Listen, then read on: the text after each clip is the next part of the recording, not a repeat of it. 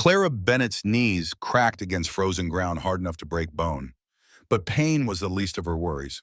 Her 5-year-old son Jesse hung limp in her arms, his lips blue against snow-white skin, and she knew with terrible certainty that this was how they would die. 3 days without food, 4 nights sleeping in abandoned barns, and now a blizzard on the Wyoming prairie with nowhere left to run. She pressed her face against Jesse's burning forehead and screamed into the wind. The sound was swallowed by the storm like it had never existed at all. Then through the white curtain of snow, a figure appeared. A man, their last hope or their final judgment. Before I go any further, I need you to do something for me right now. Subscribe to this channel. Do not wait. This story gets darker before it finds light, and you will want to see how Clara and her son survive what is coming next. When you finish listening, comment below with your city name. I want to see how far this story travels, from Wyoming's frozen prairie to wherever you are watching tonight. Now let us go back to that moment when everything changed. The Wyoming winter of 1883 had no mercy. Clara had learned that truth mile by frozen mile, dragging Jesse through snow that came up to her knees, feeling his weight grow heavier as fever consumed him from the inside out. She had left Philadelphia 8 weeks ago with a train ticket, 3 dresses, and $20. The money was gone. The dresses were rags, and the train had only taken them as far as Cheyenne before the conductor discovered she could not pay for meals. "End of the line, ma'am," he had said, not unkindly. "Cannot let you ride further without paying." So she had walked west, always west, because Victor's Pinkerton detectives would be searching east, back towards civilization, toward places a proper widow would go. But Clara Bennett was not proper anymore. Proper women did not run. Proper women did not flee their brother-in-law's custody claim with nothing but a sick child and desperation. Proper women died quietly. "Mama," Jessie whimpered against her neck. "Mama, I am cold." "I know, baby, I know." Clara's breath came in white clouds that froze on her eyelashes. The prairie stretched endlessly in every direction, white and featureless under the storm. She had been following a fence line for hours, or maybe days. Time had lost meaning. Fence meant property. Property meant people. And people meant help, or judgment, or both. Her boot caught on something buried in snow. She stumbled, nearly dropped Jessie, caught herself against a fence post. The wood was solid, recently mended. Someone cared for this land. Someone lived here. "Please," Clara whispered to the storm, to God, to anyone listening, "please let them be kind." Through the driving snow, shapes emerged. A barn, dark and massive. A house, 2 stories, smoke rising from the chimney. Corrals empty, now, the horses sheltered from the storm. Everything spoke of competence, of care, of a life built through hard work. Clara's legs nearly gave out with relief. She forced herself forward. 20 yards. 10. The porch steps looked like a mountain. She climbed them. Her frozen hand reached for the door, formed a fist, knocked. Nothing. She knocked again, harder. "Please. My son is sick. Please, someone help us." Still nothing. Clara's vision blurred. The cold was inside her now, numbing everything. Jesse's breathing was too shallow, too fast. He was dying in her arms and no one was coming. She was going to fail him, just like she had failed Henry, just like she had failed everyone who had ever depended on her. The door opened. Clara looked up into the face of judgment itself. The man who stood there was tall, broad-shouldered, weathered by decades of prairie sun and wind. 40 years old, maybe older, with dark hair going gray at the temples and eyes that held nothing. No welcome, no warmth, just empty assessment.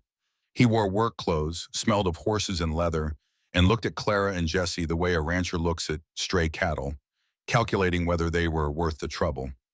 "Help," Clara managed. "Please, my son." "How long has he been fevered?" The question was cold, clinical. Clara's hope flickered. 2 days, maybe 3. "I do not know. I have lost track. Please, do you have medicine? Water? Anything?" The man's jaw tightened. His eyes moved from Jesse's flushed face to Clara's desperate expression, and something shifted in his face. Not softening exactly, but a decision being made. "Come inside." He turned without waiting for response, leaving the door open. An invitation or a test? Clara did not care which. She followed him into warmth that felt like knives after the cold outside. The house was clean but sparse. Furniture worn from use, not neglect. A kitchen dominated by a cast iron stove throwing heat. Everything functional, nothing decorative.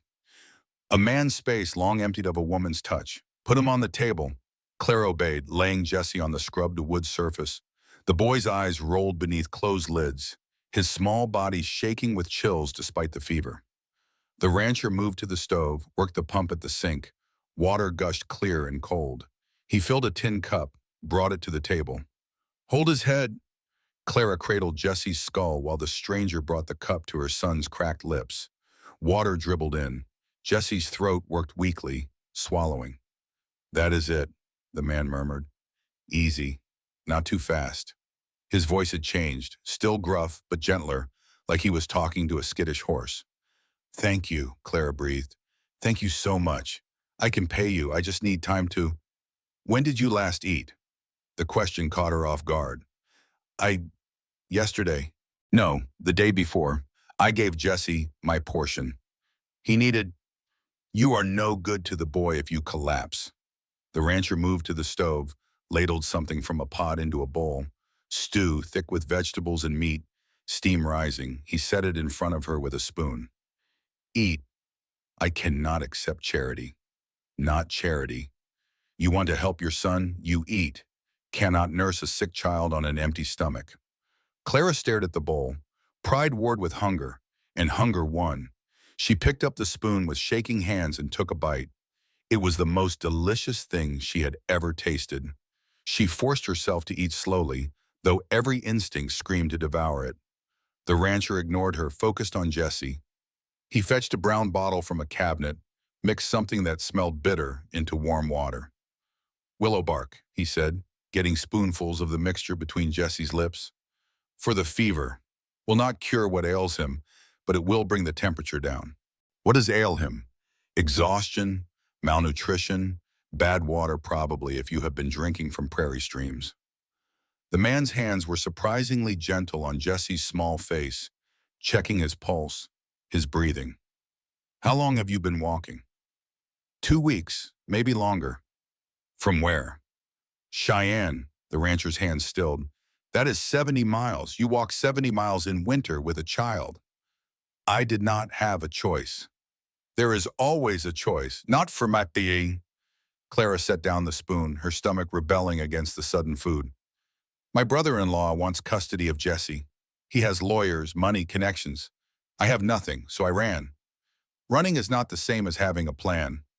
My plan was survival. So far, it has worked. The rancher looked at her then, really looked, and Clara forced herself to meet his gaze. Let him see her desperation. Let him see her determination. Let him see she was not some helpless woman looking for a man to save her. She was a mother who would do anything to protect her child. Something flickered in those cold eyes, not quite approval, but maybe respect. Name is Cole Hawthorne, he said. This is my ranch. You are on Hawthorne land now. Clara Bennett, and this is Jesse. Mrs. Bennett? Yes. Cole nodded slowly, processing information she had not given. Widow, alone, running. He was calculating, she could see it, weighing whether she was worth the trouble. Your boy needs rest, Cole said finally. Real rest, in a real bed with regular food and medicine. Cannot do that in one night. I understand. If you could just let us stay until the storm passes. Storm will pass tomorrow, maybe the day after. Boy needs longer than that. Week, maybe 2. Depends how strong he is. 2 weeks. Victor could find them in 2 weeks. The Pinkertons could track them here, serve papers, take Jesse away. I can work, Clara said quickly.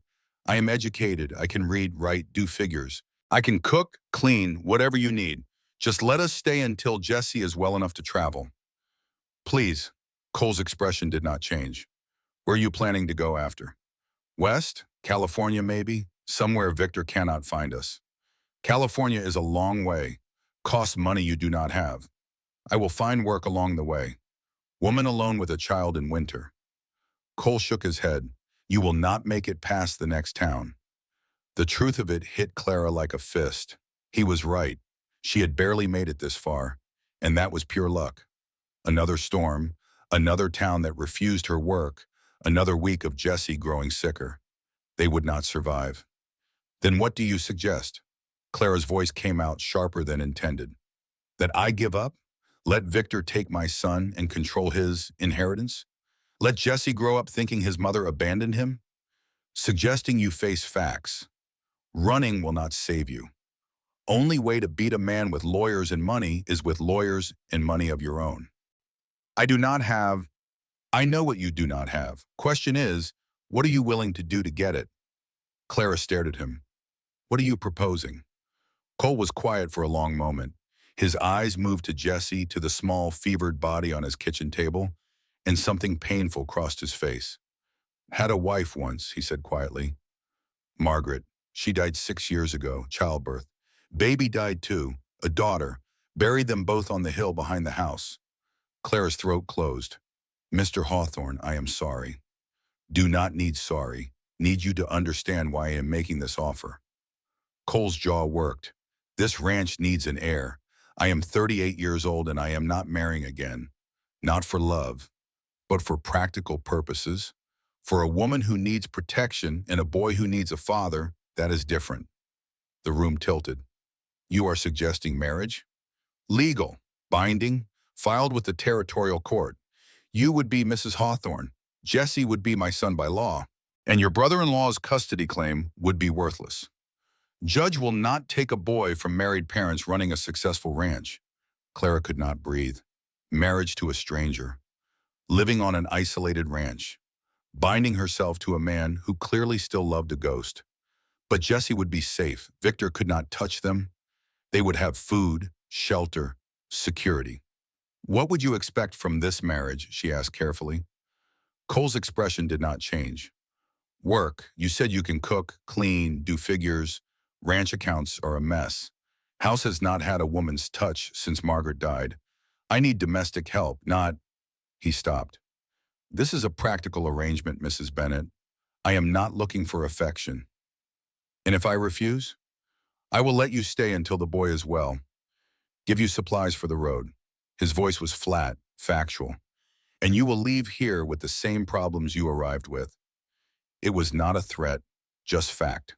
Clara looked at Jesse, so small and vulnerable, on the table. His breathing had already eased slightly from the willow bark. His color was better. This man, this stranger, had saved her son's life in the space of 20 minutes. What could he do with 2 weeks? 2 months? Forever? I need to think about it, Clara said. Fair enough, but decide fast. Storm is getting worse, and I need to know if I am preparing 1 room or 2.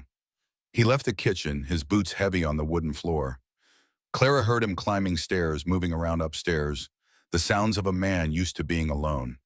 She looked down at Jesse, her son, her entire world. The reason she had left everything, risked everything, would do anything. What do I do, baby? She whispered. What do I do? Oh. Jesse did not answer. His small chest rose and fell, steady now, peaceful.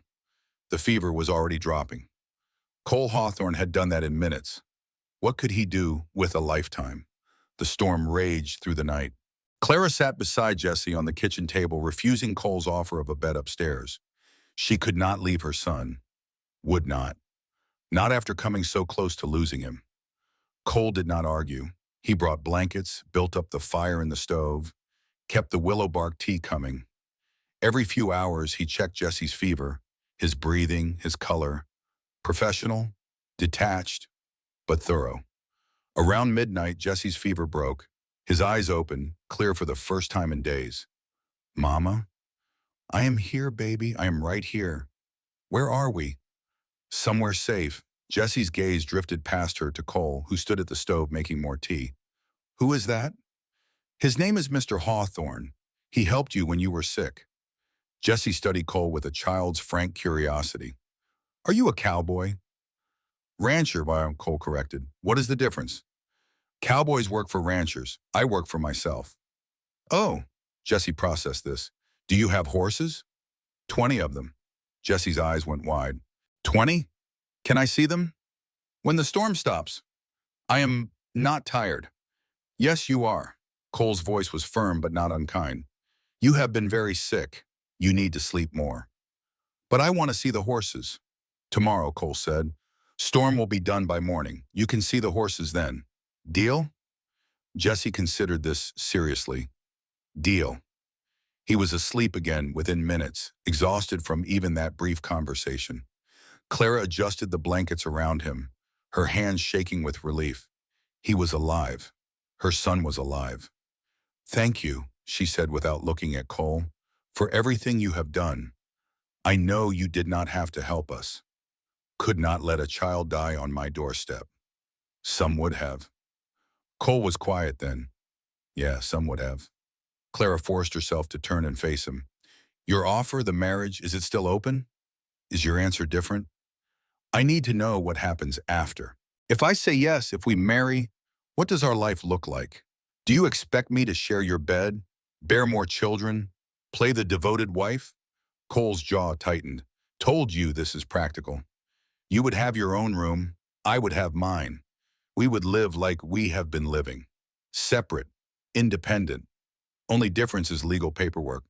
And Jesse? He would be my son, legally, completely. I would teach him the ranch, raise him right, make sure he has opportunities. That is what you want, is it not? For him to have a real future? Yes, Clara's voice broke. That is all I want. Then say yes. It should have felt wrong, mercenary, like selling herself. But Clara had learned in the past 8 months that survival required choices other people got to judge from safety. She had walked 70 miles in winter. She had starved so Jesse could eat. She had fled her entire life to protect her child from a man who would use him as a cash box. Marrying a stranger for protection was not the worst thing she had done. It was just the most permanent. Yes, Clara said, I will marry you. Cole nodded once, sharp and final. I will ride to Redemption tomorrow when the storm clears. Talk to Pastor Matthews about a ceremony. Sooner it is legal, sooner your brother-in-law's claim loses standing. Just like that? Just like that? Cole met her eyes. I keep my word, Mrs. Bennett. When I say I will protect you and your boy, I mean it. Why? The question burst out before Clara could stop it. Why would you do this for strangers? What do you really get out of this arrangement? Cole looked at her, and for the first time his expression cracked. Pain bled through, raw and old, and never quite healed. I get to save someone, he said quietly. I get to keep a child alive when I could not save my own. That worth enough for you? Clara's throat closed. Yes, she whispered. That is worth enough. They stood in the warm kitchen while the storm howled outside. Two broken people making a bargain built on grief and necessity. Not love, not even friendship, just survival. For now, that would have to be enough. Morning came white and crystalline. The storm had passed, leaving 3 feet of fresh snow blanketing the prairie. Clara woke on the kitchen floor where she had finally dozed off beside Jesse's makeshift bed. Her body ached from the hard surface, but Jesse was sleeping peacefully, his color normal, his breathing easy. She had done it. She had kept him alive. Now she had to figure out how to keep him safe. Clara stood carefully, her muscles protesting. The house was quiet, no sign of Cole. She moved to the window and saw him outside already working despite the early hour. He was breaking ice in water troughs, throwing hay to cattle that had gathered near the barn. Even from here, she could see the easy competence in every movement. A man who knew his work, his land, his purpose. A man who had just agreed to marry her. Clara's hand moved unconsciously to her neck, to the chain where Henry's ring still hung. Her first husband, her real husband, the man she had loved and lost. I am sorry, she whispered to the memory. I am sorry, but I have to do this. For Jesse. You would understand, would you not? You would want him safe. Henry's ghost did not answer. The dead never did. The kitchen door opened, bringing a blast of cold air and Cole Hawthorne stomping snow from his boots. Morning, well, he said, not quite meeting her eyes. Boy still sleeping? Yes. The fever is completely gone. Good. That is good. Cole moved to the stove, poured coffee from a pot that must have been brewing for hours. He did not offer her any. I need to ride to town, tell the pastor about the wedding. Pick up supplies. You will be alone here for most of the day. We will be fine. Got 3 ranch hands who live in the bunkhouse. Gus, Diego, and old Pete. They know to stay clear of the main house, but if there is trouble, ring the bell on the back porch. They will come running. What kind of trouble are you expecting? None, but I like to prepare for worst case. Cole finally looked at her. You sure about this, Mrs. Bennett? Once I tell Pastor Matthews, word will spread. Whole town will know by nightfall that I am marrying a widow woman who showed up out of nowhere. There will be talk. There is always talk. This will be worse. People will say I am taking advantage, that you are a gold digger, that it is improper, indecent, wrong. His voice was flat, factual. You and the boy will face judgment every time you come to town. Clara lifted her chin. I have faced worse. Let them talk. Something like approval flickered in Cole's eyes. All right then, I will be back before dark. He left without another word.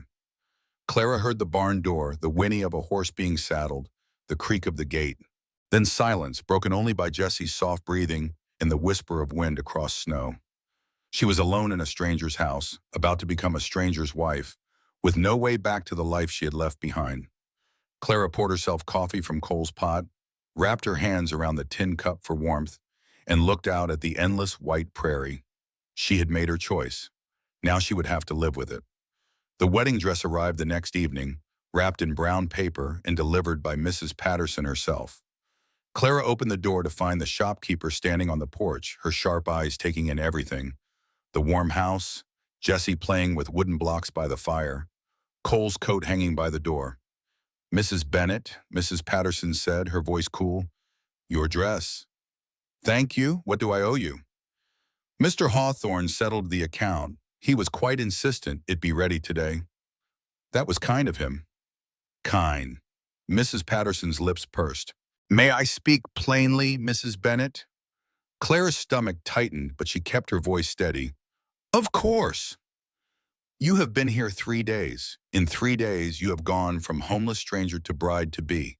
That is awful fast, even by frontier standards. Mr. Hawthorne and I understand each other. Do you? Because from where I am standing, it looks like a desperate woman taking advantage of a lonely man. The accusation landed like a slap. Clara's hands clenched on the package. Is that what you think? I think Cole Hawthorne has not been right since Margaret died. I think he is vulnerable to a pretty face and a sad story, and I think you showed up at exactly the right time with exactly the right kind of need. You do not know anything about my needs. I know you are running from something. Everyone can see it. Mrs. Patterson leaned closer. Whatever you are running from, Mrs. Bennett, it will catch up eventually. And when it does, Cole Hawthorne will be the one who pays the price. Is that what you want? Clara met the woman's gaze without flinching. What I want is to protect my son. Mr. Hawthorne understands that. If you have concerns about his judgment, perhaps you should discuss them with him directly. Oh, I intend to. Mrs. Patterson stepped back. The ceremony is tomorrow at 2 o'clock. Pastor Matthews asked me to tell you. I will be there as witness, along with half the town.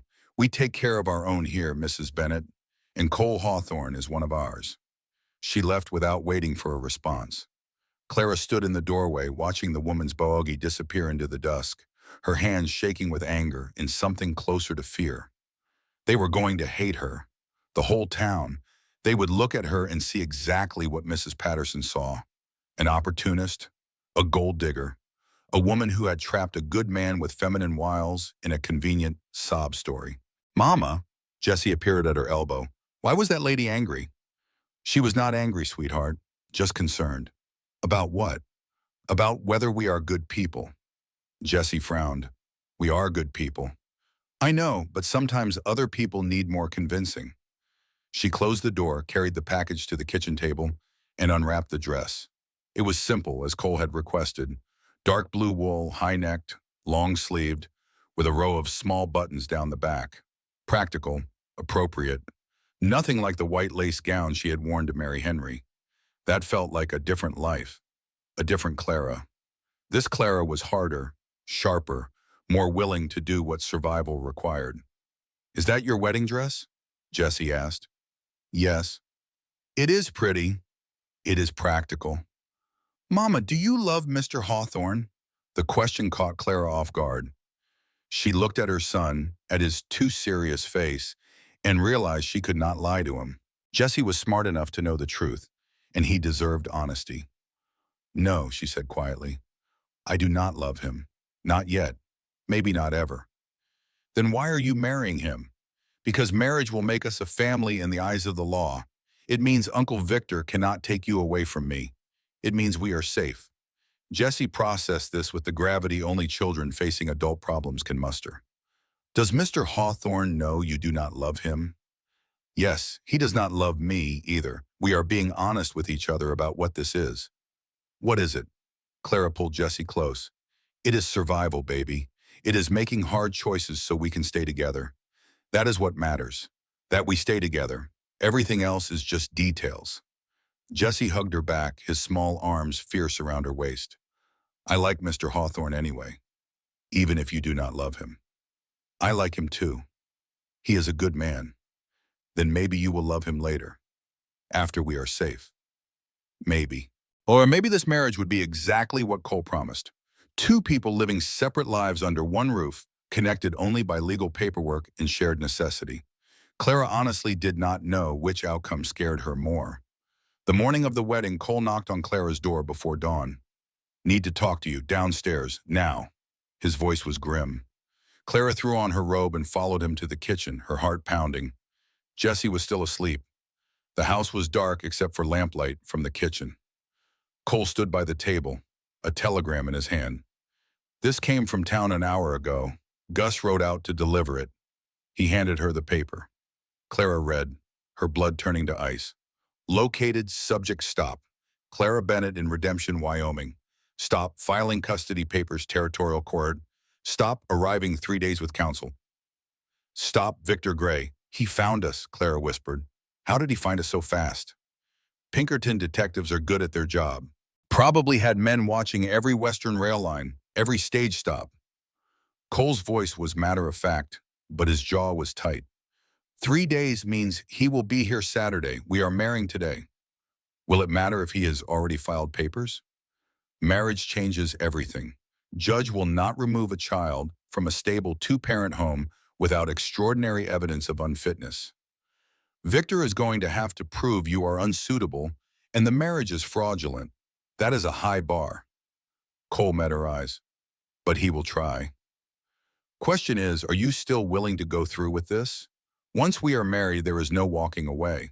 If Victor contests and we separate before the hearing, it proves his fraud claim.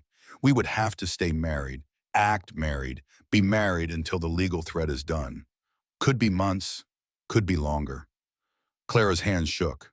3 days. Victor would be here in 3 days with lawyers and court orders and that smile that never reached his eyes. I am willing, she said. Are you? I do not say things I do not mean. Cole took the telegram back, crumpled it. Get dressed. We are leaving for town in an hour. Pastor Matthews is expecting us at 10 o'clock. I thought the ceremony was at 2 o'clock. Was. Now it is at 10 with only Gus and Rosie Mallister as witnesses. No crowd, no spectacle, no time for Victor to hear about it and file an injunction. Cole moved toward the door. This is your last chance, Clara. Once we do this, we are bound together until this mess is resolved. You sure that is what you want? Clara thought of Victor's cold eyes, his calculating smile, the way he had looked at Jesse like a prize to be won. She thought of Philadelphia society turning their backs after Henry's scandal broke. She thought of 70 miles walked in winter, of Jesse burning with fever, of the moment she had realized they were going to die on this prairie. Then she thought of Cole Hawthorne opening his door, saving her son, offering protection without asking for anything she was not willing to give. I am sure. Cole nodded once. Then go wake Jesse and get him ready. We are bringing him with us.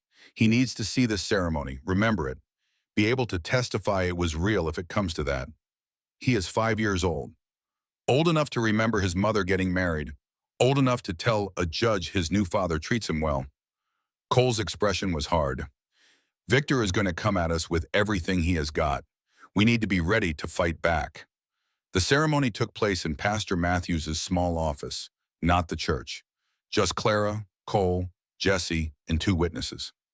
Gus Franklin, Cole's weathered foreman, and Rosie Mallister, the neighboring widow who had brought a cake despite the short notice. Pastor Matthews was a kind-faced man in his 60s who looked troubled by the whole arrangement. Mr. Hawthorne, I have to ask, are you certain about this? Marriage is a sacred covenant not to be entered into lightly. I am certain. And Mrs. Bennett, you understand what you are agreeing to? Life on a ranch is hard, isolated. Winter can be brutal and cold here. The pastor hesitated. He is a good man, but he has been alone a long time, set in his ways. I understand. There are other options. The church has programs for widows, charitable organizations that could help. Pastor, Cole's voice was flat, we are not here for counseling. We are here to get married. Can you do the ceremony or not? Pastor Matthews sighed. Very well, but I am noting in the church records that I advised against haste. Note whatever you want. Just make it legal. They stood before the pastor's desk. Clara in her dark blue dress, Cole in his only suit, Jesse between them, holding both their hands. The boy had been quiet all morning, sensing the tension, understanding something important was happening, even if he did not fully grasp what. Dearly beloved, Pastor Matthews began, his voice heavy with reluctance. We are gathered here to join this man and this woman in holy matrimony. The words washed over Clara like water. She had heard them before 7 years ago, standing beside Henry in her parents' church with 200 guests and flowers and joy. This was nothing like that. This was grim necessity dressed up in legal language.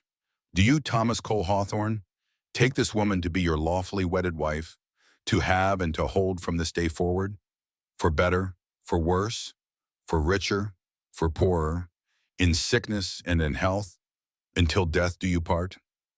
I do. No hesitation, no emotion, just acceptance of terms. And do you, Clara Elizabeth Bennett, take this man to be your lawfully wedded husband, to have and to hold from this day forward, for better, for worse, for richer, for poorer, in sickness and in health, until death do you part?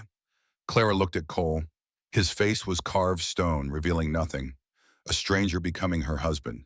A man who had never promised to love her, only to protect her. It was enough. It had to be enough. I do. By the power vested in me by the Wyoming Territory, I pronounce you husband and wife. Pastor Matthews closed his book with an audible thump. Mr. Hawthorne, you may kiss your bride. Cole hesitated. They had not discussed this part. His eyes met Clara's, asking permission. She nodded slightly. He leaned in and pressed his lips to hers. Brief, chaste. It meant nothing. It was over before Clara could even process what was happening. But Jesse cheered, breaking the awkward tension, and Rosie Mallister dabbed her eyes with a handkerchief. Congratulations, Pastor Matthews said without enthusiasm. May God grant you wisdom in the days ahead. They signed the certificate. Gus and Rosie witnessed. Pastor Matthews filed the paperwork with grim efficiency. And just like that, Clara Bennett became Clara Hawthorne, Mrs. Thomas Cole Hawthorne, wife to a stranger, stepmother to a ranch, bound by law to a man who had made it clear he expected nothing from her beyond domestic labor and the appearance of normalcy. Come on, Cole said, already moving toward the door. We need to get home before the hands start wondering where I am. They rode back in silence. Jesse sat between them in the wagon, chattering about the ceremony. Are you my new papa now? He asked Cole. Legally, yes. What should I call you? Cole's hands tightened on the reins. Whatever you are comfortable with. Can I call you Papa Cole? The wagon slowed. Cole stared straight ahead, his jaw working. When he spoke, his voice was rough. That would be fine, Jesse beamed. Okay, Papa Cole. Clara watched Cole's face and saw pain flicker across it. Grief for the child he had lost, for the chance at fatherhood stolen by death, for the emptiness he had been living with for 6 years. This marriage was giving him something too. Not love, not happiness, but purpose, the chance to be a father again, even to someone else's son. Maybe that was enough for both of them. Back at the ranch, Cole retreated immediately to the barn. Clara watched him go, then turned to find three ranch hands standing by the corral staring. The tallest one, clearly Gus from the wedding, stepped forward. He was in his 50s, weathered and lean, with kind eyes. "Ma'am, welcome to the Hawthorne Spread. I am Gus Franklin, foreman." "Thank you, Mr. Franklin." "Just Gus, ma'am. This here is Diego Martinez." He gestured to a younger man, maybe 30, with dark hair and a careful smile. "And that is old Pete Williams." Old Pete, who did not look that old, maybe 60, tipped his hat. "Pleased to meet you, Mrs. Hawthorne. Been a while since this place had a lady." Mrs. Hawthorne. The name felt strange, foreign. "I hope I can be useful," Clara said. "I am still learning how a ranch works." "You will pick it up." Gus's expression was neutral, assessing. "Boss says you can handle the cooking for all of us now, that right?" "Yes, if you tell me what time you eat and how many, I will manage." "Breakfast at 5 o'clock, dinner at noon, supper at 6 o'clock. 4 of us, plus you and the boy. Boss eats with us now, I suppose, since you are married proper." Since you are married proper, the words carried weight. These men were watching, judging, deciding whether she was legitimate or not. "I will have breakfast ready at 5, Clara said firmly. "And if there is anything special you need, let me know." Gus nodded slowly. "Appreciate that, ma'am. We will stay out of your way otherwise. Bunkhouse is ours. Main house is yours and the boss's. That is how it has always been." The men dispersed, leaving Clara alone in the yard with Jesse. "Mama, can I go see the horses now?" "After you rest. You have had a big morning." "But I am not tired." "Jesse." Clara knelt down to his level. "I need you to understand something. We are married to Mr. Hawthorne now. That makes this our home. But it is also his ranch, his business, his life. We have to respect his space and his work. That means not demanding his attention every moment. Understood?" Jesse's face fell. "He does not want me around?" "It is not that. He is just—" "How did you explain it to a 5-year-old that his new stepfather was a broken man, using work to avoid feeling anything?" "He is used to being alone. We need to give him time to adjust to having a family again." "Okay." Jesse kicked at the snow. "But he said I could see the horses when the storm stopped." "And you will, later. For now, help me figure out this kitchen so I can feed those men tomorrow at 5 o'clock in the morning." They spent the afternoon making the house their own. Clara explored the pantry, found it well-stocked but disorganized. She made lists, planned meals, tried to imagine cooking for 6 people instead of 2. The kitchen was large, functional, designed for feeding ranch hands. She could work with this. Jesse helped by rearranging things within his reach and asking constant questions. "Where will I sleep?" "In the room next to mine."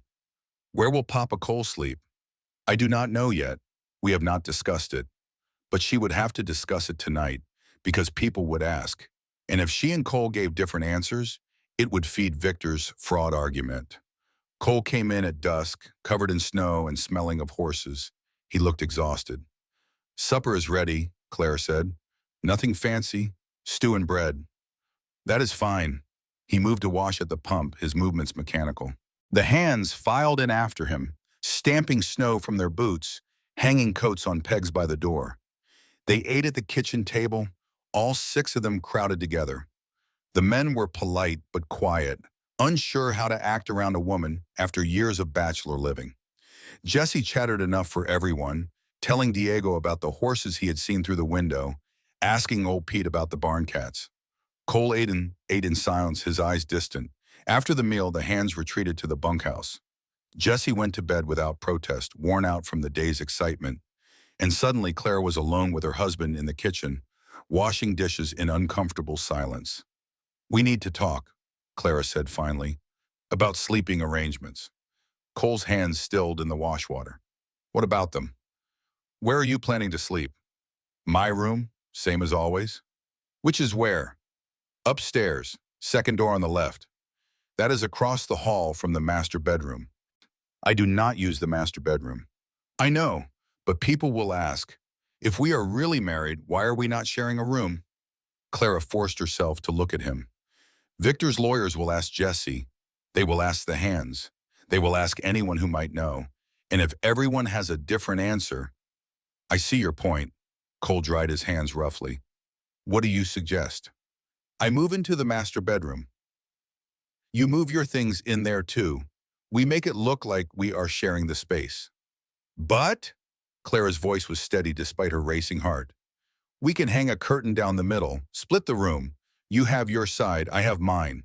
To anyone who sees it, it looks shared. In practice, we are still separate. Cole stared at her. You have thought this through. I have had to think everything through for 8 months. It is how I have survived. Fine, I will move my things after Jesse is asleep. Cole, she stopped him with a hand on his arm. He looked down at her touch like it was something foreign. Thank you for all of this. I know it is not what you wanted. What I wanted stopped mattering 6 years ago. This is practical. That is all it needs to be. He pulled away gently and left her alone in the kitchen. Clara finished the dishes, her hands shaking. This was her wedding night. She should feel something. Happiness, nervousness, anticipation, fear. Instead, she just felt tired. Tired and alone, even though she had just married a man who was sleeping 20 feet away. Later, in the master bedroom with its split curtain dividing the space, Clara lay in Margaret Hawthorne's bed and stared at the ceiling. She could hear Cole moving on his side of the room, the rustle of clothes, the creak of bed ropes as he settled. Clara? His voice came through the curtain. Yes. Victor gets here Saturday. That is 4 days. We need to make this look real. That means, he paused. That means acting like we care about each other in public. Can you do that? Can you? I have been pretending to be fine for 6 years. I can pretend to be a devoted husband for however long it takes. Then yes, I can do it too. Silence, then. Your boy, Jesse, he is a good kid. He is. I lost my daughter before she drew breath. Margaret died trying to bring her into the world. Some days I cannot even remember what I was like before that happened. Cole's voice was raw. Having him here, hearing a child's voice in this house again, it is harder than I thought it would be. Clara's throat closed. If it is too much, it is not. It hurts, but it is not too much. I just needed you to know that if I am distant sometimes, if I cannot be the father he needs right away, it is not him. It is me, fighting my own ghosts. I understand. Do you? My husband died 8 months ago in a scandal that destroyed everything we had built. His brother wants to steal my son to pay gambling debts. I am married to a stranger in a place where everyone thinks I am a gold digger. Yes, Cole, I understand ghosts. He was quiet for so long, Clara thought he had fallen asleep. Then, we are quite a pair, are we not? Two broken people pretending to be whole. Maybe that is enough for now. Maybe. Clara closed her eyes and listened to her husband breathing on the other side of a curtain. Close enough to touch, but separated by cotton fabric and 6 years of grief. This was her marriage. This was her life now. She had chosen it to save Jesse. She would live with it for however long it took, even if it meant being lonelier married than she had been alone. The next 3 days passed in tense preparation. Cole drilled Clara on their story, how they had met, how long she had been at the ranch, the practical reasons for their marriage. He taught Jesse to call him Papa Cole naturally without prompting. He made sure the house looked lived in by both of them, that Clara's things were properly distributed through the space they supposedly shared. Diego took Jesse under his wing, teaching him about horses. Clara cooked and cleaned and tried to make herself indispensable. She reorganized the pantry, mended everyone's clothes, cooked meals that made old Pete cry with gratitude. She was proving her worth, showing she belonged here. On Friday evening, Cole came in from the barn with a grim expression. Ryder came from town. Victor is in redemption. He is at the hall with 2 other men. One is definitely a lawyer. The other might be a Pinkerton. Clara's hands went cold. Is he coming here? Tomorrow morning, according to Rosie Mallister. She saw them asking about the ranch at the general store. Cole's jaw was tight. She also said half the town is talking about how suspicious our marriage is, how fast it happened, how convenient. What do? We face him together. We show him a united front, a functional marriage, a happy family. Cole knelt before her, his eyes fierce. Listen to me. Victor is going to try to rattle you. He is going to say things designed to make you angry, scared, defensive. You cannot let him see that. You have to be calm, confident, sure of your choices. Can you do that? I do not know. Yes, you do. You walked 70 miles in winter to protect Jesse. You married a stranger to keep him safe. You are stronger than you think.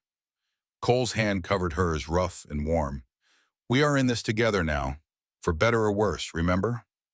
Clara looked at their joined hands, a real touch, the first one since they had married.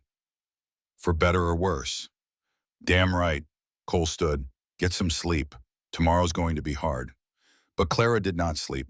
She lay awake, listening to winter wind howl around the house, thinking about Victor's smile, about Jesse sleeping peacefully down the hall, about the stranger on the other side of the curtain who had promised to protect them both. She had made her choice. Now she would have to defend it. Victor arrived at exactly 10 o'clock, announced by the sound of horses and the jingle of harness bells cutting through the morning quiet. Clara was rolling out biscuit dough when she heard it, her hands freezing mid-motion. Across the kitchen, Cole set down his coffee cup with deliberate calm.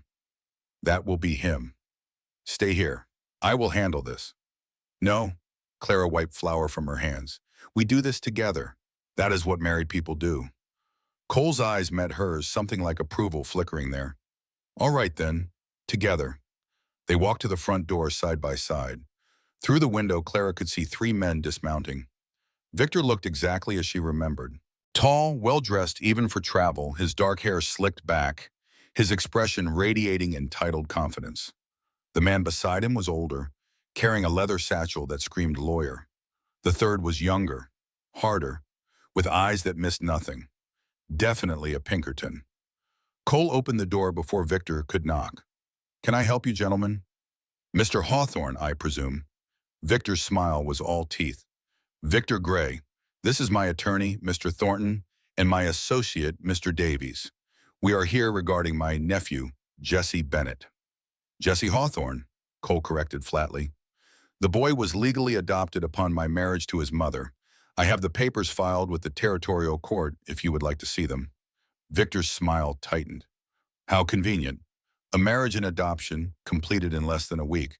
Some might call that suspicious timing. Some might call it efficient. What do you want, Gray? To see my nephew.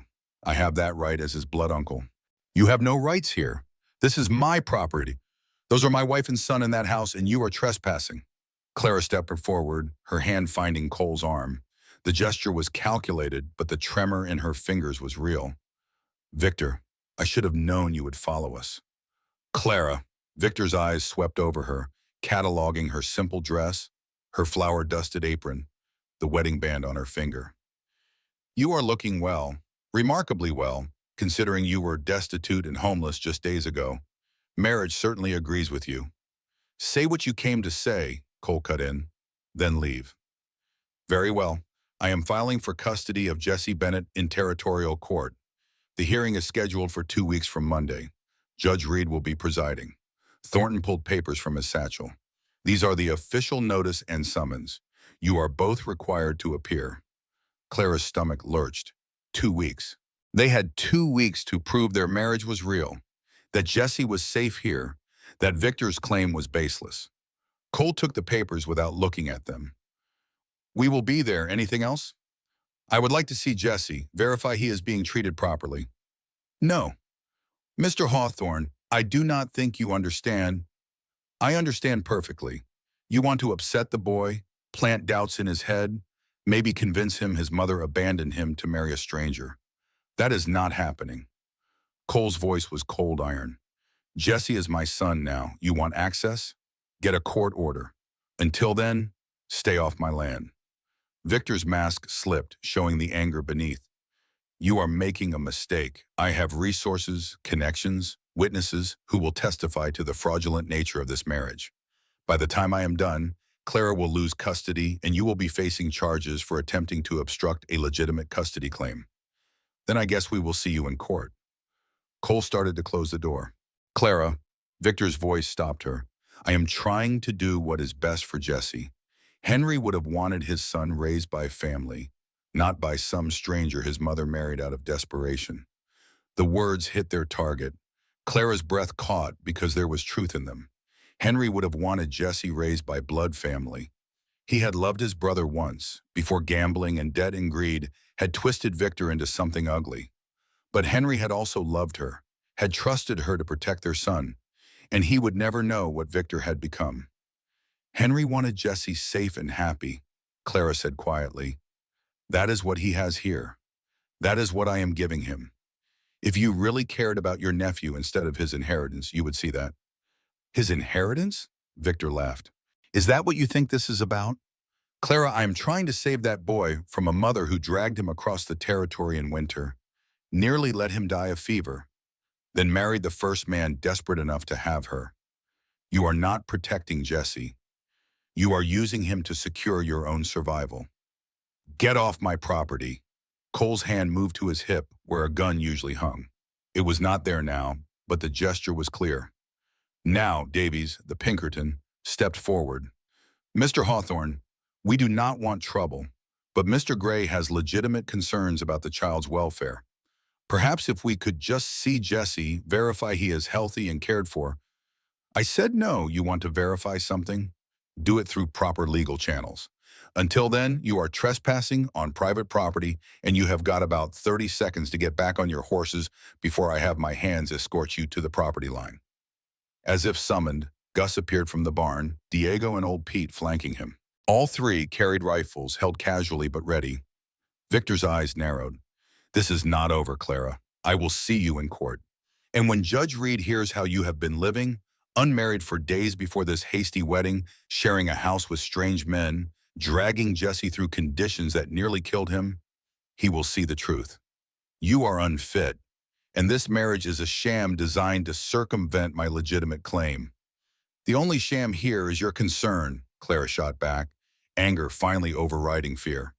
You never cared about Jesse when Henry was alive. Never visited, never wrote, never offered help when we needed it. But the moment you learned about the trust fund, suddenly you are a devoted uncle.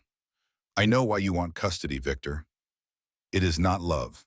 It is $30,000 you need to pay your gambling debts. Victor's face flushed. You have no proof of that. Do I not? Henry kept records of your debts. He bailed you out 3 times before he died. I have the bank drafts, the letters you wrote begging for money. I have everything, Victor.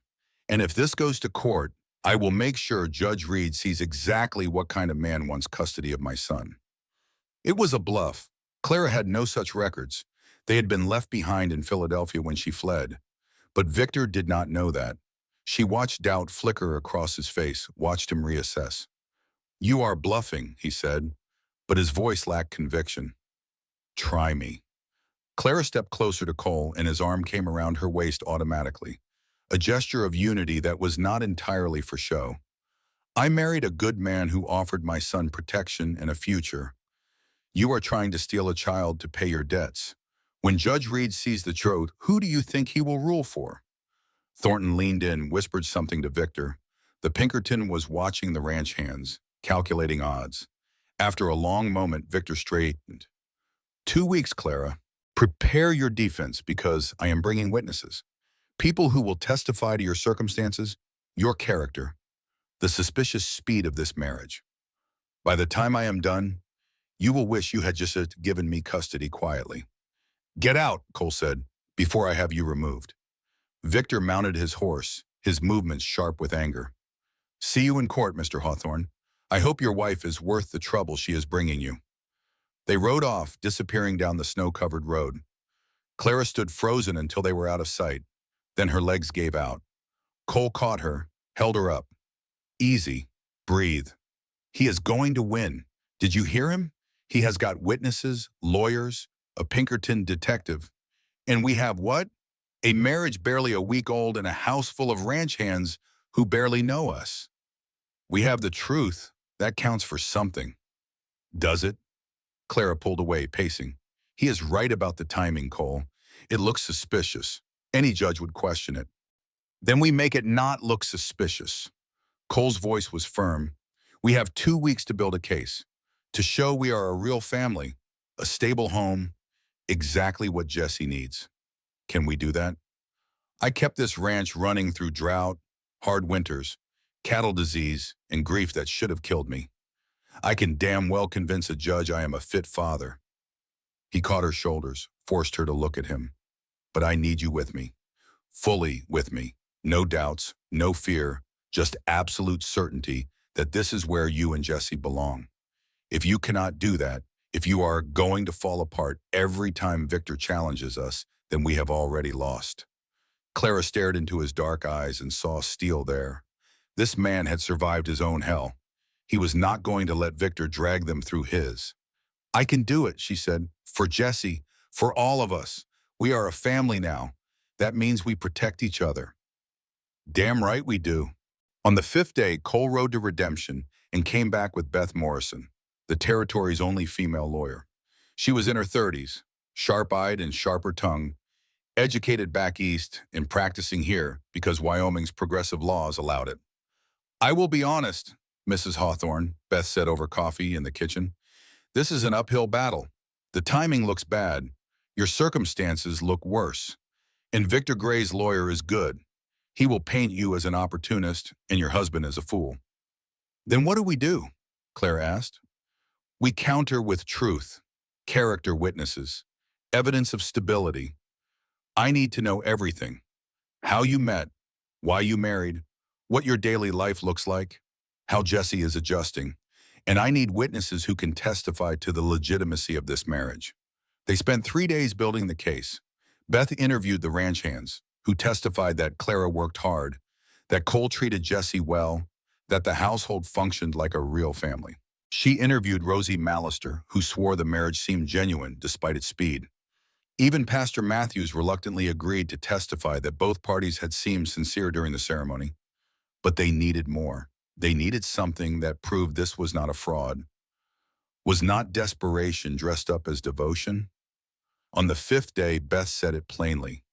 You need intimacy, not physical necessarily, though that would help, but emotional connection, shared history, the kind of small details only real couples know about each other. We have been married less than 2 weeks, Cole said. Then make 2 weeks count. Victor's lawyers will ask Jesse about your relationship.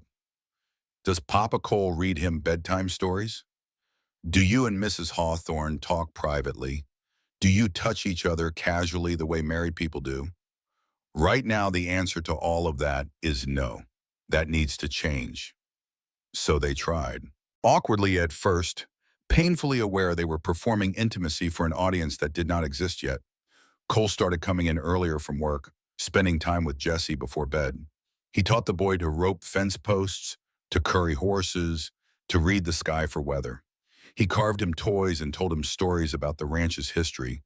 Clara found herself watching these interactions from the kitchen window, something warm and unfamiliar growing in her chest.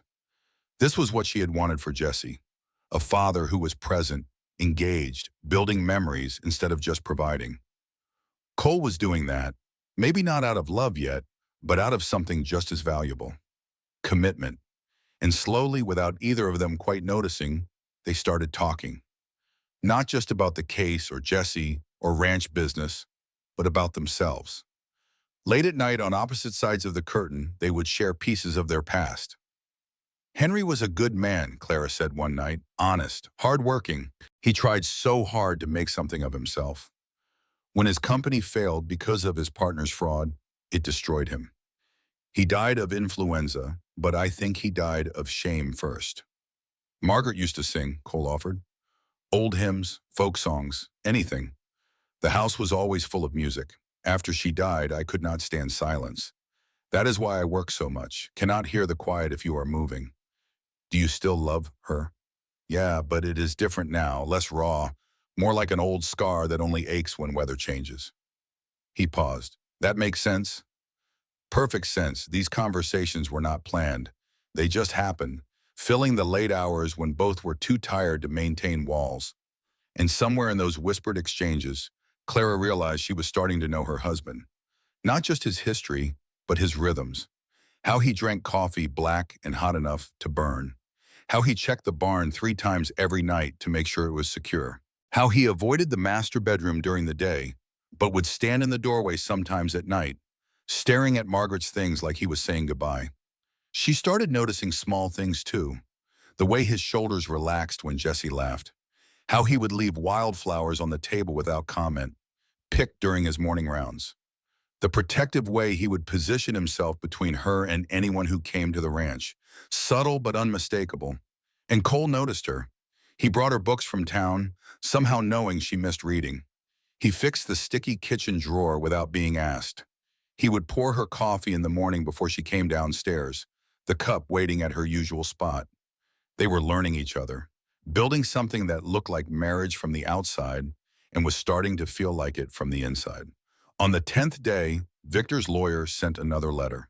More witnesses, more evidence, more threats. Beth read it grimly. He is bringing Mrs. Patterson from the general store. She will testify to the suspicious circumstances of your arrival. He has got a doctor who will question whether Jesse received proper care during your journey. And he has found 3 Philadelphia society women who will testify to the scandal surrounding your husband's death. Can they do that? Claire asked. Henry's scandal has nothing to do with Jesse's care. They will argue it speaks to your judgment, your character. If you married one fraudulent man, maybe you are married to another. Beth set down the letter. We need something big, something that proves beyond doubt this marriage is real. Like what? Cole demanded. Like Grace Bennett. Clara's head snapped up. Henry's mother, she is in Philadelphia. She sided with Victor after Henry died. Are you sure about that? Because I did some digging. Grace Bennett has been writing letters to Judge Reed, letters asking about custody cases, about grandparents' rights, about how to intervene in family court. Clara's heart pounded. She wants custody too? I do not think so. I think she wants to stop Victor, but she is old, not well, and she does not have legal standing unless she physically appears in court. Beth leaned forward. If we could get her here, if she would testify against her own son's custody claim, it would devastate Victor's case. She will never come. She is 70 years old. The journey from Philadelphia would take weeks. Then we wire her today. We ask. Beth pulled out paper. What is the worst that can happen? She says no, and we are exactly where we are now. They sent the telegram that afternoon. Clara composed it carefully, pouring 8 months of grief and hope into 50 words. Mrs. Grace Bennett, stop, your grandson needs you, stop. Victor seeking custody for financial gain, stop. Jesse safe and happy here, stop. Please come testify in his defense. Stop hearing January 15th. Stop, we will pay all travel expenses, stop. Clara Hawthorne. The reply came 2 days later. Arriving January 12th, stop bringing evidence, stop. Victor will not take my grandson. Stop. Grace Bennett. Clara read it 3 times before the words made sense. Grace was coming. Henry's mother, who had turned her back after the scandal, who had sided with Victor initially, was coming to help them. Why, man, Clara whispered. Why would she help me after everything? Cole read over her shoulder. Maybe she finally figured out what Victor really is. Or maybe she just wants to meet Jesse. Does it matter why? No, I suppose it does not. Clara folded the telegram carefully. We have an ally, a blood relative who will testify against Victor. That is big, Beth said. It is everything. Cole's hand found hers, squeezed once. The touch was brief but solid. We might actually win this. Clara looked at their joined hands, at the man who had become her husband through necessity, but was becoming something more through proximity and shared purpose. She had promised herself she would not fall for him. This was practical, transactional, safe. But safety was starting to feel like something else, something warm and terrifying and absolutely inevitable. Grace Bennett arrived on January 12th, stepping off the train with 2 trunks and an expression that made Victor pale when he saw her at the hotel. She was 70 years old but straight-backed, her lined face set with determination. Clara met her at the station with Cole and Jesse. For a moment, grandmother and grandson just stared at each other. Then Grace's face crumpled, and she dropped to her knees, pulling Jesse into a fierce hug. You look just like your father, she whispered. Just like my Henry's when he was a boy. Are you my grandma? Jesse asked. I am, and I am so sorry it took me this long to come see you. Grace stood, still holding Jesse's hand, and faced Clara, Her eyes were red, but her voice was steady. My son, Victor, has been lying to me for months. Told me you had run off with Jesse to trap some man, that you were unfit, unstable. I believed him because I was grieving and angry and looking for someone to blame for Henry's death. But his letters got stranger, more desperate. He kept asking about Jesse's trust fund, about how to access it. That is when I started digging. She patted the leather case she carried. I found things that will make Victor wish he had never filed these papers. The courthouse in Cheyenne was smaller than Claire remembered, but it felt enormous now, looming over them like judgment itself. They arrived early, Cole driving the wagon with Clara beside him and Jesse between them, wrapped in blankets against the January cold. Grace sat behind them, her face set with grim determination. Beth Morrison met them at the courthouse steps, her expression serious. Victor is inside with Thornton and 3 witnesses, Mrs. Patterson, Dr. Hendress from Redemption, and someone named Margaret Ashford from Philadelphia Society. They are going after character, circumstances, and medical negligence. We have Grace, Cole said. We do, and she is a blood relative with standing. But Judge Reed is traditional, Clara. He believes in proper social conventions. The speed of your marriage, your living situation before it. He is going to question all of it. Then we answer honestly, Clara said, straightening her shoulders. We did what we had to do to survive. If that is not proper enough for him, then he has never faced real desperation. They entered the courtroom together. It was already half full. Townspeople come to watch the spectacle, ranch hands who had taken the day off to support them, curious strangers who just wanted entertainment. Clara felt their eyes like physical weight, judging, assessing, deciding her worth. Victor sat at the plaintiff's table with Thornton and his witnesses. He looked confident, relaxed, like a man who knew he had already won. When he saw Grace, that confidence flickered. When Grace stared back without flinching, it cracked further. All rise for the Honorable Judge Augustus Reed. The judge was exactly as Beth had described, 60s, stern-faced, with eyes that suggested he had seen every kind of human foolishness and was not impressed by any of it. He settled into his chair, adjusted his spectacles, and surveyed the courtroom with displeasure. This is a custody hearing regarding one Jesse Bennett, age 5. Mr. Thornton, you are representing the petitioner, Mr. Victor Gray. Miss Morrison, you are representing the respondents, Mr. and Mrs. Cole Hawthorne. Before we begin, I want it understood that I will not tolerate theatrics in my courtroom. This is about a child's welfare. Nothing more. Understood? Both lawyers nodded. Good.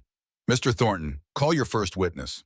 Thornton stood, his expensive suit making everyone else look shabby by comparison. The petitioner calls Mrs. Harriet Patterson. The shopkeeper from Redemption took the stand, her face pinched with righteous disapproval. She swore her oath and settled in like she was prepared to enjoy this. Mrs. Patterson, how long have you known the respondents? I met Mrs. Hawthorne, Mrs. Bennett, as she was then, approximately 3 weeks ago, when she first arrived in Redemption with Mr. Hawthorne. Can you describe the circumstances of that meeting? She was at the general store with Mr. Hawthorne buying supplies. He introduced her as his housekeeper. Said she would be living at his ranch to handle domestic duties. His housekeeper? Not his fiancée or intended wife? No, sir, just his housekeeper. I remember thinking it was improper. A widow woman living alone with a bachelor man. But Mr. Hawthorne had been alone so long, I suppose he was desperate for help. Clara's hands clenched in her lap.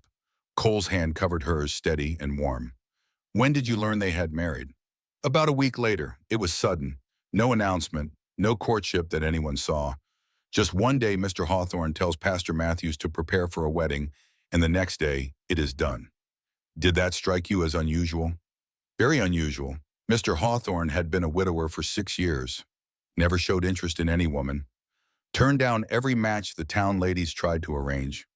Then suddenly he marries a stranger who showed up with nothing but a sick child. It looks suspicious, sir. Still does. Thank you, Mrs. Patterson. No further questions. Beth stood for cross-examination, her expression neutral. Mrs. Patterson, you said Mr. Hawthorne had been alone for 6 years. Would you say he was lonely? I could not speak to his feelings. But you tried to arrange matches for him. That suggests you thought he needed a wife. For companionship and proper household management, yes. So if Mr. Hawthorne decided to marry someone who could provide both, that would be reasonable. If he had courted properly, yes. How long is proper? What is the acceptable timeline between meeting and marriage? Mrs. Patterson hesitated. Well, that depends. My parents married after knowing each other 3 weeks, Beth said. They were together 40 years. My grandparents married after 2 weeks, 53 years. How long did you know your husband before you married, Mrs. Patterson? That is not relevant. It is absolutely relevant. You are testifying that speed indicates fraud. I am asking what speed is acceptable. Answer the question. 6 weeks, Mrs. Patterson admitted reluctantly. 6 weeks, and Mr. and Mrs. Hawthorne married after 1 week. Is it possible that when people face desperate circumstances, they make faster decisions? I suppose. No further questions. Beth sat down, satisfied. Thornton called Dr. Hendress next. The doctor testified about Jesse's condition when he had examined him a week after the wedding. Malnourished, recovering from severe fever, showing signs of exposure and neglect. In your medical opinion, Dr. Hendress, was this child properly cared for during his journey? No, sir. The conditions he endured could have killed him. Any responsible parent would have found proper shelter, medical care, adequate food. And if the parent could not afford those things, then perhaps the parent should not have undertaken such a journey with a vulnerable child. Clara felt sick. He was right. She had nearly killed Jesse. The guilt she had been carrying 4 weeks crystallized into sharp-cutting certainty. But Beth's cross-examination was surgical. Dr. Hendress, you are familiar with Mrs. Hawthorne's circumstances before she left Philadelphia? I know what I have been told. Let me clarify.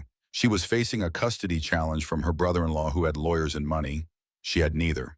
Her choices were to stay and lose her son through legal means, or run and try to save him. Which would you have chosen? That is not a medical question. It is a moral one. This woman chose to walk 70 miles in winter rather than surrender her child. Was that negligence or desperation? Both, perhaps. And yet Jesse survived. He is healthy now, thriving by all accounts. If Mrs. Hawthorne was truly negligent, would her son have survived? Survival does not excuse poor judgment. No, but it does suggest a mother who fought like hell to keep her child alive. No further questions. The Philadelphia Society woman Margaret Ashford testified next about Henry Bennett's scandal, about how Clara had been shunned after his death, how she had been seen as culpable in her husband's failures. It was character assassination dressed up as fact, and every word landed like a blow. Then Thornton called Victor. He took the stand with practiced ease, playing the concerned uncle perfectly. He spoke of his love for Henry, his desire to provide Jesse with opportunities Clara could not offer, his worry about the boy's welfare in such uncertain circumstances. Mr. Gray, why are you seeking custody now? Because I only recently learned where Clara had taken Jesse. For weeks I searched, fearing the worst. When I finally tracked them to Wyoming and saw the situation, a hasty marriage, a remote ranch, a child who had nearly died under his mother's care, I knew I had to act.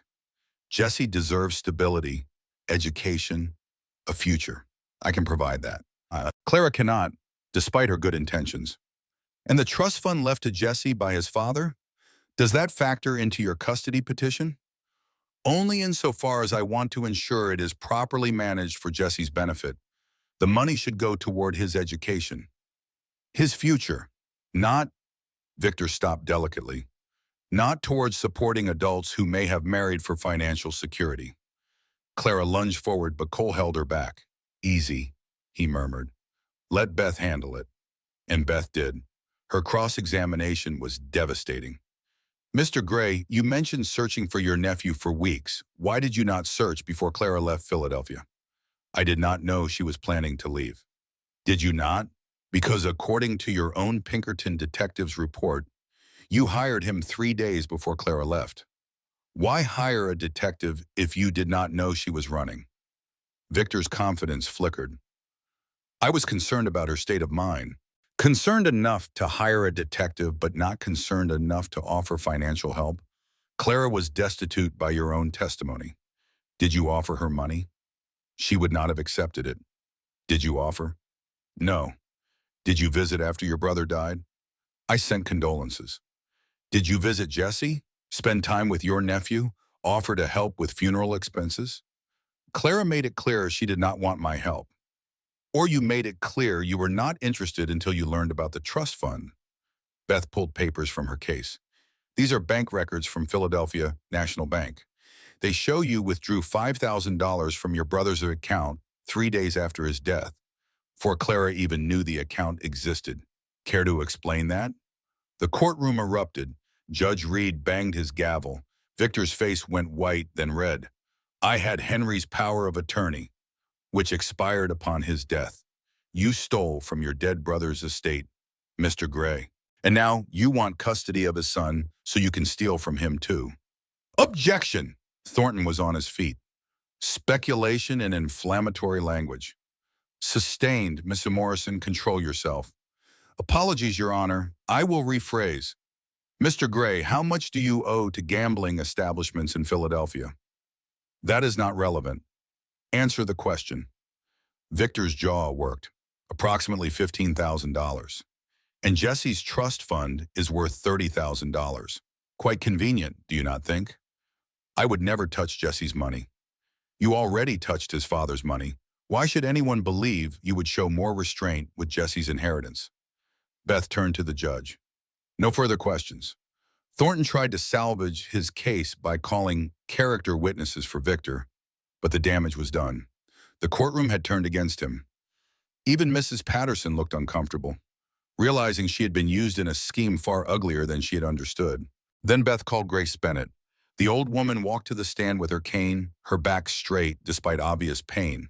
She swore her oath and looked directly at Victor with eyes full of contempt. Mrs. Bennett, you are Victor Gray's mother and Jesse's grandmother, is that correct? Yes. Why are you testifying against your own son's custody petition? Grace's voice was clear and strong. Because my son is a liar, a thief, and a disgrace to his brother's memory. He told me Clara was unfit, that she had run off to trap some man for money. He begged me to support his custody claim. Said it was what Henry would have wanted. I believed him because I was grieving. She paused, gathering strength. Then I found bank records showing Victor had stolen from Henry's estate. I found gambling debts dating back 5 years. I found letters from creditors threatening legal action. And I realized my son was not trying to save his nephew. He was trying to rob him. Objection! Thornton's face was red. This is hearsay and speculation. It is fact, and I have documentation. Grace pulled papers from her case. Bank statements, letters, witness testimony from Philadelphia. I have spent the last month building a case against my own son because I will not let him destroy my grandson's life the way he destroyed his own. Judge Reed took the papers, read them, his expression darkening with each page. When he looked up, his gaze on Victor was withering. Continue, Mrs. Bennett. I have met Clara's new husband, seen their home, watched them with Jesse. That child is loved, cared for, protected. He calls Cole Hawthorne Papa without hesitation. He smiles constantly. He is healthy, happy, thriving. Whatever doubts I had about the speed of this marriage, they are gone. These two people are building a family, a real one, and I will be damned if I let Victor destroy it for gambling money. The courtroom was silent. Grace looked at Clara, her eyes softening. My son Henry loved you, Clara. He trusted you to protect Jesse. You have done that under impossible circumstances. I am sorry I doubted you. I am sorry I was not there when you needed help. But I am here now, and I am asking Judge Reed to deny this petition completely. Beth smiled. No further questions. Thornton did not even attempt cross-examination. What could he say? Grace's testimony had destroyed every argument he had made. Beth called Cole next. He took the stand reluctantly, uncomfortable being the center of attention. But when Beth asked him about his marriage, about Jesse, his voice was steady and sure. I married Clara because it was practical. She needed protection. I needed an heir. That is how it started. He looked directly at Clara, but it did not stay that way. Somewhere between her fixing my broken household and Jesse bringing life back into this house, it became real. She is not just my wife on paper. She is my partner. Jesse is not just legally my son. He is mine in every way that matters. I would die before I let anyone take them from me. Even if that someone is blood family. Blood does not make family. Choice does. Commitment does. Love does. Cole's voice was rough with emotion. I chose Clara. I chose Jesse, and they chose me back. That is family, Your Honor. That is what Victor is trying to destroy. Beth called Clara last. She walked to the stand on shaking legs, swore her oath, and tried to steady her breathing. Mrs. Hawthorne, tell the court why you ran. Clara looked at Victor, then at Jesse sitting beside Grace. Her son, her reason for everything. Because staying meant losing him. Victor has money, lawyers, social standing. I had nothing. If I had stayed in Philadelphia and fought through proper legal channels, I would have lost. So I ran. I walked 70 miles in winter because that was the only way to keep my son safe. And when you met Mr. Hawthorne, he saved Jesse's life. Then he offered me something I never expected. Protection without price. A marriage that was not based on love, but on mutual need. I accepted because it was the smart choice, the safe choice, the only choice that gave Jesse a real future. Do you regret that decision? Clara's eyes found Cole's. No, I regret that circumstances forced it. But I do not regret the marriage itself. Cole has been kinder, more patient, more honorable than I had any right to expect. He has become Jesse's father in every meaningful way, and he has become, her voice broke, he has become my husband, for real, not just legally, actually. Do you love him? The question hung in the air. Clara saw Cole tense, saw Victor lean forward eagerly, saw the entire courtroom waiting for her answer. Yes, she said quietly. I love him. I did not plan to, but I do.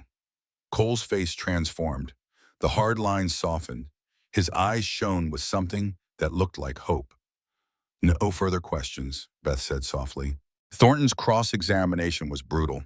He hammered at the timeline, the circumstances, every detail that looked suspicious. But Clara held firm. Yes, it was fast. Yes, it looked convenient, but it was real. It was valid, and it was working. Finally, after 3 hours of testimony, Judge Reed called for closing arguments. Thornton made a passionate case about propriety, about proper child rearing, about the need for traditional family structures. Beth countered with truth. Two people doing their best in impossible circumstances, building a family through choice rather than blood, giving Jesse everything Victor pretended to offer. Then Judge Reed leaned back and considered. The silence stretched. Clara held her breath. In the matter of Gray versus Hawthorne, I have reached a decision. Judge Reed's voice was measured. It was not easy. The circumstances of this marriage are unusual, the timeline suspicious, and normally I would be inclined to question the legitimacy. Clara's heart stopped. However, the judge continued, looking at Victor with distaste. After reviewing Mrs. Grace Bennett's evidence regarding the petitioner's financial malfeasance and true motivations, I find Mr. Gray's concern for his nephew's welfare to be insincere at best, predatory at worst. Victor went pale. Thornton started to stand, then sat down heavily. Furthermore, despite the unusual circumstances of the Hawthorne marriage, I find clear evidence of genuine care, commitment, and stability. The child is thriving, the household is functional. The marriage, while hastily contracted, appears to be authentic in its current state. Judge Reed looked at Clara and Cole. Mr. and Mrs. Hawthorne, I am denying the custody petition. Jesse remains with you. Additionally, I am issuing a restraining order against Mr. Gray. He is not to contact the child or the family without court permission. This case is closed. The gavel came down with finality. For a moment, nobody moved. Then Clara's knees buckled, and Cole caught her, held her up. Grace was crying openly. Jesse, who had been sitting quietly, suddenly understood what had happened and launched himself at Cole. We won! I get to stay. You get to stay, Cole said, his voice breaking. Forever, son. Forever. Outside the courthouse, snow fell in thick flakes that caught in Clara's hair and melted on her cheeks, mixing with tears she could not stop. Cole's arm was around her waist, holding her steady, while Jesse clung to both of them, his small face pressed against Cole's coat. Grace stood nearby, accepting congratulations from Beth Morrison, while keeping one hand on Jesse's shoulder, as if afraid to let him go. Victor pushed past them without a word, Thornton hurrying after him. The Pinkerton detective had already disappeared. Mrs. Patterson approached hesitantly, her face flushed. "Mrs. Hawthorne, I owe you an apology. I did not know about Mr. Gray's true character. If I had known what he was really after—" "You believed what made sense to you," Clara said quietly. "I do not blame you for that. Still, I was wrong to judge so harshly. You and Mr. Hawthorne, you have built something good. Even I can see that now." Mrs. Patterson touched Jesse's head gently. "This boy is lucky to have you both." They rode back to the ranch in the wagon. Jesse chattered nonstop about the hearing, about how Judge Reed had banged his gavel, about how Grandma Grace had made Uncle Victor turn red. Grace listened with patient amusement, occasionally correcting his more creative interpretations of events. Clara sat pressed against Cole's side, his arm around her shoulders, her hand resting on his knee. They were not hiding anymore, not pretending. This was real. The touch, the closeness, the bone-deep relief of survival. "What happens now?" Clara asked quietly. "Now we live," Cole said. "We figure out what normal looks like for us. We raise Jesse. We work the ranch. He stopped, swallowed hard. "We be a family. For real this time. No more pretending, no more performing, just us. I do not know how to do that. Be normal, I mean. I have been running or fighting for so long. Then we will figure it out together, same way we figured out everything else." At the ranch, the hands had prepared a feast. Venison stew, fresh bread, dried apple pie that old Pete swore was edible this time. They ate at the big kitchen table, all of them crowded together, talking and laughing and celebrating. Jesse fell asleep in his chair before dessert, worn out from emotion and excitement. Cole carried him upstairs while Clara and Grace cleaned up. "He is good with the boy," Grace said, scrubbing a pot. "Natural. Henry would have approved." "Would he?" Clara's hand stilled in the washwater. "Would he have understood why I married someone else so quickly?" "Henry was practical. He would have hated that you needed to, but he would have understood why you did. And seeing you with Cole now—" Grace smiled. "That is not practicality anymore, child. That is something else entirely. I did not mean for it to happen. The best things never are meant. They just are." Grace set down the pot, her arthritis making the movement painful. "I'm going back to Philadelphia in a few days. My home is there, my life. But I will visit, and I will write. Jesse deserves to know his grandmother properly, not just as someone who showed up for a court case. You saved us. Without you, that boy would be with Victor right now. You saved yourself, Clara. I just provided evidence." Grace touched Clara's cheek gently. "You are stronger than you know. Remember that when things get hard, because they will get hard. Marriage always does, but you have already survived the worst together. Everything else is just life." Cole came back downstairs, his hair damp from washing. "Jesse is out cold. Did not even wake up when I took his boots off." "He has had quite a day," Grace said. "We all have. I think I will retire as well. These old bones are not made for courtroom drama." She kissed Clara's forehead. "Sleep well, children.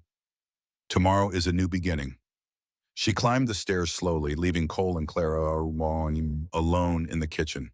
The fire in the stove crackled. Outside, snow continued falling, muffling the world in white silence. "Come here," Cole said quietly. Clara went to him, let him pull her close. They stood together in the lamplight, swaying slightly, neither quite believing it was over. "I meant what I said in court," Clara whispered against his chest. "About loving you. I know it was not part of our arrangement." "Forget the arrangement. That stopped mattering weeks ago." Cole tilted her face up, his thumb brushing her cheekbone. "I love you too. do not know when it happened exactly. Maybe when you stood up to Mrs. Patterson. Maybe when you laughed at old Pete's terrible jokes. Maybe the first time I saw you fight for Jesse. But it happened, Clara, and I am not sorry about it. Even though you did not want to love again, especially because of that.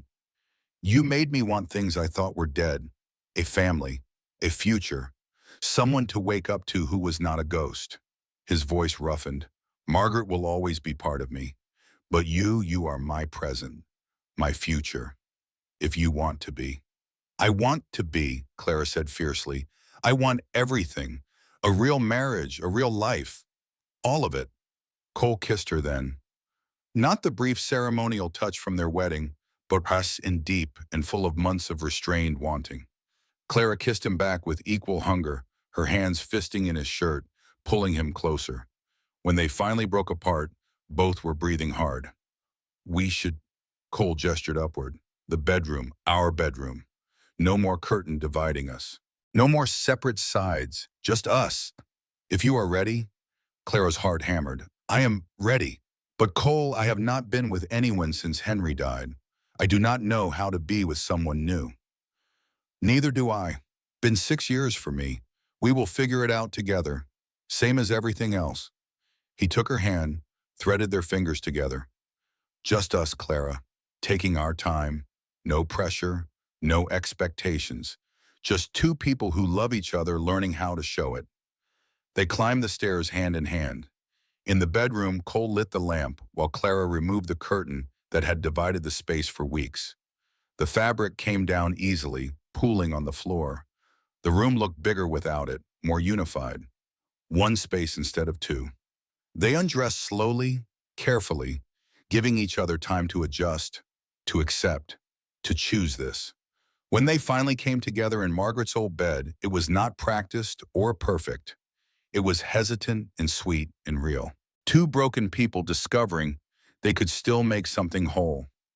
Afterward, Clara lay against Cole's chest, listening to his heartbeat slow, feeling his hands stroke through her hair. Thank you, she whispered. For what? For saving us, for keeping your promise, for loving me even though it was not part of the plan. Best things never are, Cole said. Now sleep. Tomorrow we start over, for real this time. Clara closed her eyes and felt the last of her fear drain away. They had survived. They had won. And now they got to live. The next morning dawned clear and cold. Clara woke to find Cole already gone, probably out doing early chores. But there was coffee waiting at her usual spot, still hot, and a note in his careful handwriting. Gone to feed cattle. Back by breakfast.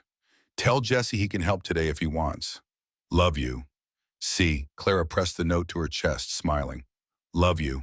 Written casually like he had been saying it for years instead of hours. She made breakfast for everyone. Grace, Jesse, the hands who would be coming in soon. Jesse appeared sleepy-eyed and hungry, climbing into her lap while she cooked. Mama, are we really staying forever? Really forever, baby. And Papa Cole will not have to leave? No one is leaving. We are a family now. Jesse thought about this seriously. Good, I like being a family. It is better than running. Much better, Clara agreed, her throat tight. Cole came in with the hands, all of them stamping snow from their boots. He crossed the kitchen and kisses it by Clara's forehead, natural as breathing, before pouring himself fresh coffee. The gesture was so domestic, so normal, it made her want to cry. They ate together, the conversation easy. Diego teased old Pete about his cooking. Gus discussed spring plans for the ranch. Grace told stories about Henry as a boy, making Jesse laugh. And Clara and Cole kept catching each other's eyes across the table, sharing private smiles that said everything words could not. This was what she had been fighting for.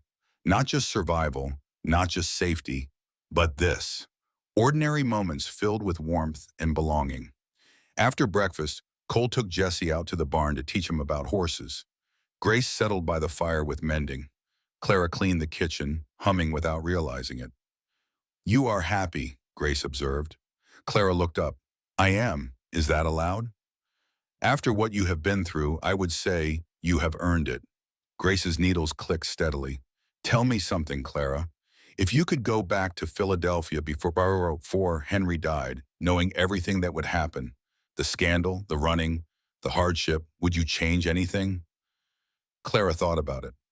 I would save Henry if I could, but everything else, the running, meeting Cole, building this life, no, I would not change it.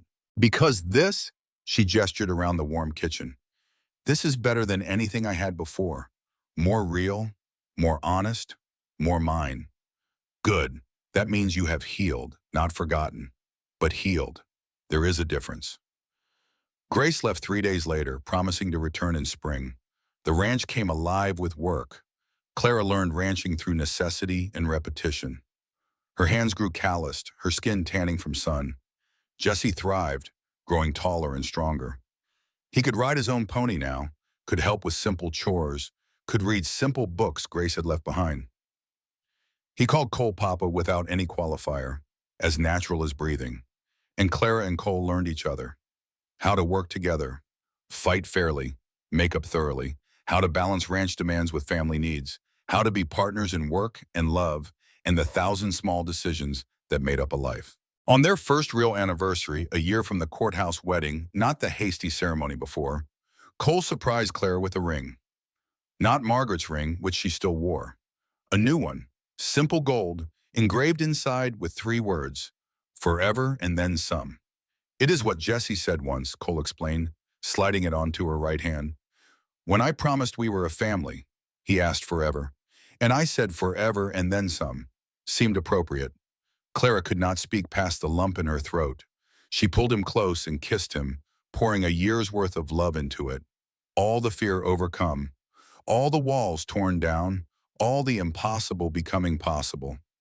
That night, lying in bed with Cole's arm around her and Jesse sleeping down the hall and the prairie wind singing outside, Clara thought about the woman who had collapsed in snow with a dying son.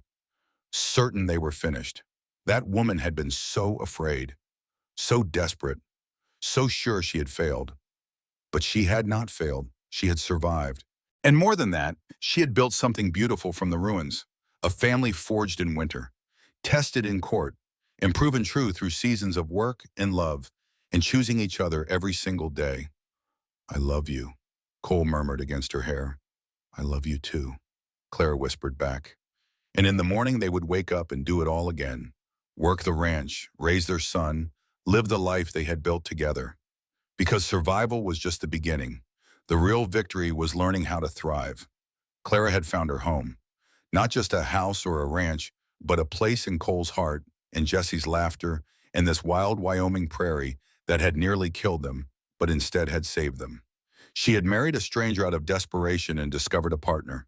She had accepted a practical arrangement and found passionate love. She had been running for survival and stumbled into a life worth living. Years passed. Jesse grew into a fine young man who loved the ranch as much as Cole did. Grace visited every summer until she was too old to travel, then wrote letters every week until the day she died, peacefully in her sleep at 82. The ranch prospered under Cole's steady hand and Clara's sharp mind. They added to the house, expanded the herd, hired more hands. And they were happy. Not perfect. Marriage never was. They fought sometimes about money or Jesse or how to handle the neighbors. But they always made up, always chose each other, always remembered what they had survived together. On their 10th anniversary, Clara stood on the porch watching the sunset paint the prairie gold and red. Cole came up behind her, wrapped his arms around her waist, rested his chin on her shoulder. What are you thinking about? He asked. About how far we have come. About that night I knocked on your door, certain we were going to die. About how wrong I was. You were not wrong, you would have died. But you did not. You fought. You served him. You built this. Cole's arms tightened. That takes courage, Clara. Real courage. The kind most people never find. We did it together. Damn right we did. They stood together, watching the sun sink below the horizon, painting the sky in shades of fire. Jesse was in the barn with Diego, learning to break a new horse. Inside the house, supper was waiting on the stove. Tomorrow would bring work and worry and all the complications of living. But tonight they had this, each other, their family, their home. Clara had learned something important in the years since that frozen night. Love was not always lightning and thunder. Sometimes it was coffee waiting on the table, wildflowers picked without comment, a hand reaching for yours in the dark. Small kindnesses accumulated over years until they became something bigger than romance, something stronger, something that lasted forever and then some. That was what she and Cole had built. Not perfect, not easy, but real and true, and worth every hardship it had taken to create. The prairie wind whispered across endless grass. Somewhere in the distance, a coyote called to its mate. The stars emerged one by one, diamonds scattered across black velvet, and Clara Bennett Hawthorne stood wrapped in her husband's arms, surrounded by the life they had built together, and knew with absolute certainty that she was exactly where she belonged. Home. Not the place you start from, but the place you fight for. The people you choose. The love you build with your own hands from broken pieces and desperate hope and the determination to survive. She had walked 70 miles through winter to save her son. She had married a stranger to protect him. She had stood in a courtroom and defended her choices against a man who would have destroyed them all. And she had won. Not just the legal battle, but something far more precious. A real family, a real marriage. A real life built on honesty and hard work and love that grew deeper with every passing season. The prairie stretched endlessly in every direction, wild and beautiful and free, just like her heart, just like her future, just like the promise she and Cole had made to each other all those years ago, forever and then some.